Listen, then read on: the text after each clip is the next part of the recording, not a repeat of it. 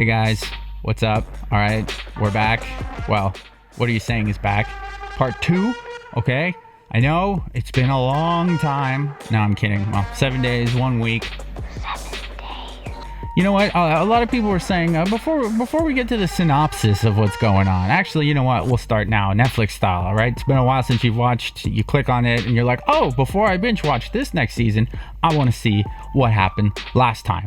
Because I watched it, and I guess it's like Men in Black, they've got those things. An electro-biomechanical neural transmitting zero synapse repositioner. We call it the neuralizer. They wipe your mind, and you're like, I need a refresher. So here we go. Ladies and gentlemen, if you will, look right here. Last week, okay, Mo was on. Yeah, he was. And Osama thought he was more powerful than anybody in this building. All right, then. And Jaffer got in touch with the universe. The universe? The universe. I love those guys. Shout out to anyone who knows where that's from. Hit me up. We're probably going to be best friends. Anyway, so yeah. A lot of people, or one guy was asking me actually, he said, you know, Andreas, do those YouTube people, do they, you know, when they have the close-up on the face, are they wearing pants? I don't want to reveal any trade secrets here, but I will say this. We don't have to, but this is going to be for you not to know and me to decide whether or not I'm going to tell you or not later. Spoiler alert, I am. Anyway, enjoy the rest of this video, episode 2, and we're already starting on the third one. We've got a few in the works, so boom. All right, full speed. Let's go. Enjoy. That's what you have to learn at a young age. That question is like, you can even talk about it even more. Just talk about like going back to your childhood and see what you did as a kid. Exactly. To answer most questions, are you guys aware of how powerful you are? I don't actually think. Like, I was even surprised to hear that you think you think you know how powerful you are. I don't even think you've reached your top level yet. No, I haven't reached. I don't think like even. I haven't. Like I would say I'm like around like less than 60%. Like the amount of people who even most people don't even imagine that question. Yeah. Right. To even ask, you know, how powerful do you think you are? Most people don't know, you know, where to even begin. But you know you're powerful. No one knows. Like, oh no, I know I'm powerful. Like you know the thing is, like, but you don't know how capable you are at reaching like your levels. Look at a group of friends, right? When like I always say this example, just like add on to your point. When you're talking amongst our friendship, like our friends. They're always paying attention to you because you have this aura about you that's like you know you're gonna say something funny or something good. Think about most, think about myself, right? Whether regardless of I'm not fully aware of my power, but I know I have it, right? And that's why I know when I do certain stuff and I look back at it, I'm like, dude, I feel bad now for like what I did. Did I do that? Or like I feel good or whatever the reason might be, where I should have done something, right? Yeah.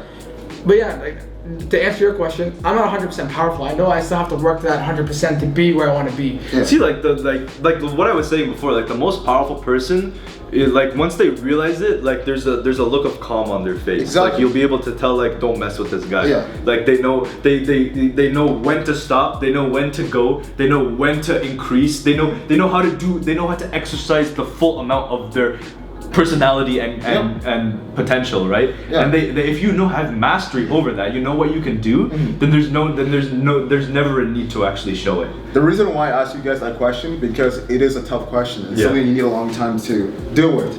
And like you guys said, you saying that in high school about that girl, you didn't realize the influence it might have. Yeah. That's when you're like 16 or 17, but being 23 years old now, you understand. So you know the weight it carries with words. There's like a yin and yang with power. The yin and yang with power.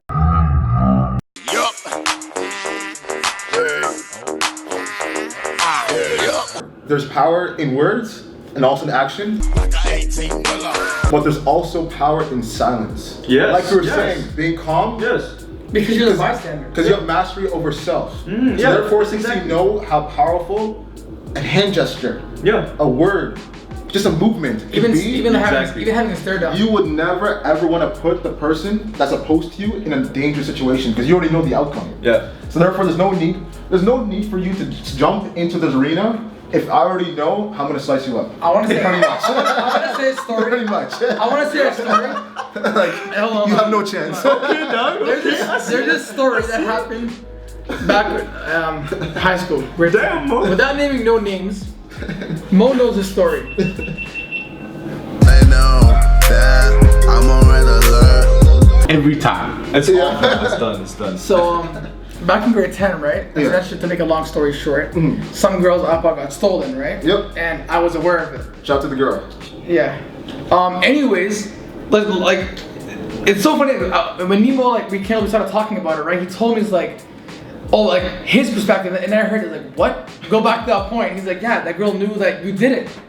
And he said, you had the power to go and say, you risked your friendship with this girl just to protect your ego and your other friends, right? You couldn't have been like nonchalant about it or like be in the middle. Balanced, exactly. And I looked about it and I'm like, dude, you're like, now I look back at it now. But I'm like, if I had not went through that obstacle a bit, because I was silent, I didn't do nothing. Yeah, you did. That's even worse. Yeah. Right? It taught me how to be a better man now. Like looking back, when Mo asked that question, I even thought about that example. I'm like, dude, I am so grateful I actually went through that, because now I know how powerful you being silent it actually is. It's more powerful than you saying a word. It's no joke. It's more powerful than you being negative, because you doing nothing at all just means that it's just like, okay, so you don't care. So basically, Mo brings up good points when it comes to power. Actually, I remember we went to The coffee shop. and he was talking to me about Right, chess. look at that up. And he was talking to Where me did you go, about Chopper? chess. We went to the cafe. Yeah, the cafe. Cafe. Take your pick. Oh, okay, yeah. So we went to the cafe. We went to the cafe together, and we were about to leave, and Mo was just going in about like how powerful chess is. Right, and Mo was telling me,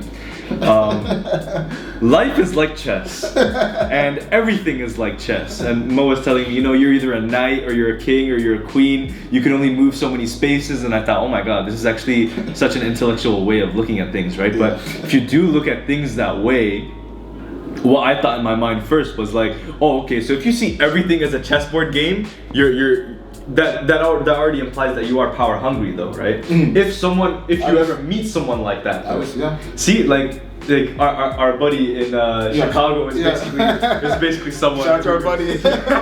Is basically someone who thinks like that. Shout out to The you.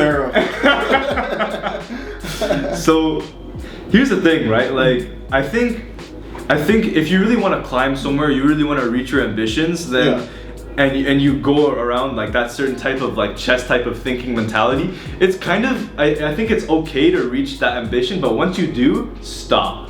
Because if you keep thinking like that and you achieve your goals, then you're going to start influencing people in a negative way, and you're going to start getting to the point where you'll just become ha, I can win every time. Exactly. I can beat everyone. Yeah. I am the grandmaster at chess. I am invincible. Right? And then someone who is just like really calm and silent will come up to you and it's like, no, you're not. Here's a And they'll question beat for you. both of you. Yeah. You asked about like how are you aware of your power, right? In that question, and we talked about you being silent, obviously be negative power. What happened? Continue the question. Okay. Our AI is messing up right now. Let me figure out my question, bro. Oh. I actually forgot it. You're asking about power? Yeah, but like the actual question, it's kind Okay, of me out. we'll come back to it. Yeah, I'll come back to it. But the funny thing about power, like we were saying about, there's power in silence, there's power through action, there's power through voice. Any type of movement, like you said. Any type of movement. The funny thing is, like, where guys. So that's my question. Okay, Go ahead, that's your question. Go ahead. No, sorry, my bad. Because you Yeah, go ahead. Why do people stay silent when they can actually change something? They have the power to solve it. Why do you feel people actually stay silent the whole time? Like for example, my situation, I knew why I stayed silent. Yeah. Why? I didn't stay silent because my ego. I know if I had went and snitched, that I would I would have been treated differently amongst my friends. 2, at that time in high school, it's all about reputation. You can't go And like right now, if I see, for example, like if I do a girl or a guy there and the apple got stolen, like I'm not gonna say like, yo, give it back. Yeah, exactly. Right, like we're not childish no more, right? Mm-hmm. And 3, the reason why I also say silence is because I was afraid of confrontation. I didn't want to go confront my friend. I didn't want to go and confront the girl with apple got stolen. So I was like, you know what? If I just stay silent and So it wasn't worth doing the right thing, basically. Exactly. at that time, no. Yeah. But Yeah. it's going. To answer your question, why people remain silent if they know they can flick change, it's like, you know how you always say like you can bring a horse to the water, but you can't make it drink it? It's the exact situation. Like, if something happened right now, we're considered outliers. People think that we're different, we're creative, we're unique, certain individuals and stuff, right? So it's one thing to be born like that, it's another thing to actually use it to your full potential. That's why you do certain ideas, that's why you do certain ideas, that's why we try different stuff. But for the average person who lives their life by X, Y, and Z, they don't expect changes to happen just like that. The only changes they expect is stuff that they see on TV and through movies. Or things that happen to I them. go to school, finish college, university, get married, have kids, that's it. If things happen, maybe a divorce, maybe an argument, certain things. But if something, just the most random thing happens out of blue, a certain situation where you have to wake up, no one wants to be put in the middle. Because like you said, to be in the middle, it's the yin and the yang, it's the fire versus the cold. You have to decide which option you're gonna go on, because whatever side you choose, the other side is gonna blame you. And that's too intense for most And people. it's too intense for the average person. So that's why most people remain silent. Because look at the Me Too situation. Certain females, it's sad that they're sexualized, raped, and tormented because of powerful men, because of their egos. Because they're at the top for so long, because of their power, they felt that they could abuse anyone by their own will, and no one would ever speak up because they have They're so position, famous, they have everything. Yeah. All of the pieces are with me. You're just a rock. Yeah. I'm the ocean. What are you gonna do? You have no chance. But the funny thing about life, things happen so quick and you won't expect it. So these girls, even though they went through these terrible situations, over time they realize, I'm special, I'm loved, people do care about me. So being in the middle, they chose that change is the right thing to do. And that's why you have the Me Too movement. That's why you have the Women's March. That's why you have Black Lives Matter. That's why you have all these different movements coming up, because like you said, people have gone through so much in the past 50 years, it's time for a change. Yeah, it's time. So people now realize their power. I love how you connected that, Mo. I didn't think you were actually gonna bring up that point, but yeah, like a lot of people are actually waking up. If you notice even commercials, if you notice like the way commercials change, the way like we didn't used to have equality commercials back when we were kids, right? We didn't have commercials where It's like mostly jingles. Yeah, it was just jingles and just stupid stuff, right? Maybe we had the public service announcement once in a time. Remember, boys and girls, don't put it in your mouth. But now it's more focused on like, you know, we're all equal, we're all human beings, we all deserve all of this, and that's amazing, right? People are waking up, people are realizing their power, right? They're realizing it now. But is it for the good or bad? That's the funny thing is, it's for the good. Because even through bad, good always outweighs the bad. No matter how bad situations look, because we all been through hardships, you feel like you're the only person going through something. And when you're going through a hardship, the funny thing is, there's power in that. But most people feel like there's no power because they're alone and they have no one to talk to. But there's power in hardship. The way you get through the hardship is realizing the hardship, number one. 2 is to realize that you're going through it, so there's a lesson to it. Once you realize the lesson, you gain a certain amount of power. You gain a certain amount of energy, clarity. So therefore, once you go through the hardship and you see someone else go through the exact same thing but worse, you can only offer you advice and support. That's how you help someone go from point B to point A. That's how you lift someone up. That's how you care about your younger brother or sister or your cousin, someone that's going through a situation. That's how we should really live life.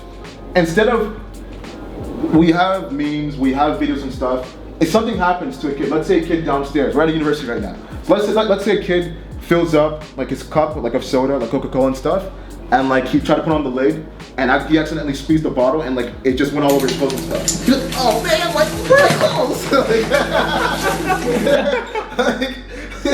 like the funny thing is, it actually sounds like that. But the thing is, he would actually have that reaction, right? Like, and it sucks. Like, let's say like he got on his sweater, he might got on his phone or his laptop case and stuff. Back then, people might laugh and stuff, right? But that'll be it. now in the society of social media and technology, that kid having that reaction and feeling like I went through that thing by myself, one person might be recording right beside him. And you could turn into a meme. Oh my god. And the thing is, by the end of the day, as the kid is walking through classes, walking through the campuses, people are looking at him. And he's like, why are people looking at me? I don't know. It's like, I cleaned off everything. I don't know what's going on. By the time he gets home, his younger will be like, hey bro, look, you're on the internet. What's going on? And then he watches the video of seeing him, the natural reaction of him spilling himself with the Coke. It's like, okay, like maybe I might feel bad, whatever, or I might feel good. But when you go through the comment section and you see people calling you an idiot, you're stupid, look at his glasses, why is his skin so pale? That's why he can't get a girl and stuff. It does a lot to the average person, especially for a person who doesn't know their inner power and who's right in the middle, so they don't know which side to choose. Because it hinders your reputation and your confidence, right? So it doesn't matter about the age. No, it doesn't matter about the It age. doesn't matter about the age.